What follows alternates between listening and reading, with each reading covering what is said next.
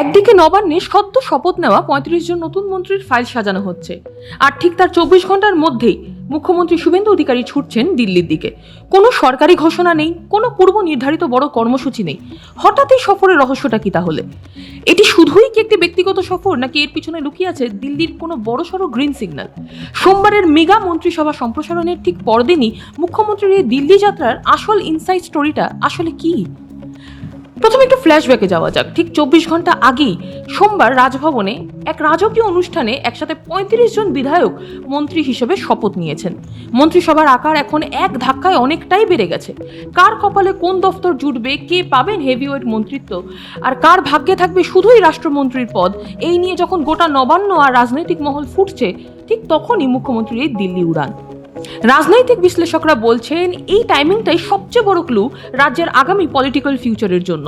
৩৫ জন নতুন মন্ত্রীকে সামলানো, আঞ্চলিক ভারসাম্য বজায় রাখা এবং দলের ভেতরের সমীকরণ ঠিক রাখা, সব মিলিয়ে চাপ কিন্তু কম নয়।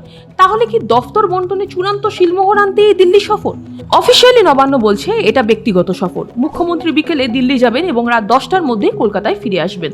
মাত্র কয়েক ঘন্টার এই ঝোড়ো সফরে কোনো প্রোটোকল নেই, কোনো আনুষ্ঠানিক প্রেস মিট নেই, কিন্তু সূত্রের খবর দিল্লিতে পৌঁছে তিনি এমন কিছু গুরুত্বপূর্ণ ব্যক্তির সঙ্গে সৌজন্য সাক্ষাৎ করতে পারেন। যদি এটা শুধুই ব্যক্তিগত সফর হতো, তবে মন্ত্রিসভার এত বড় একটা রদবদলের ঠিক পরদিনই কি মুখ্যমন্ত্রী সময় বের করতেন, যখন কলকাতার নতুন মন্ত্রীদের দপ্তর গুছিয়ে দেওয়ার মতন ব্যস্ততা থাকার কথা? কান পাতলেই শোনা যাচ্ছে এই সংক্ষিপ্ত বৈঠকই লুকিয়ে আছে কোনো বড় মাস্টার প্ল্যান, যা হয়তো আগামী কয়েকদিনের মধ্যেই দফতর বন্টনের তালিকায় প্রতিফলিত হতে চলেছে। আজ রাত ১০টায় যখন মুখ্যমন্ত্রীর বিমান কলকাতায় ল্যান্ড করবে, তখন তার ব্রিফকেসে কি থাকবে? নতুন মন্ত্রীদের দফতরের ফাইনাল লিস্ট, নাকি দিল্লির কোনো নতুন নির্দেশ? মুখ্যমন্ত্রীর দফতর মুখে কুলু পাটলেও বাংলা রাজনীতির পারদ কিন্তু এই মুহূর্তে ১০০ ডিগ্রি ছুঁয়ে ফেলেছে।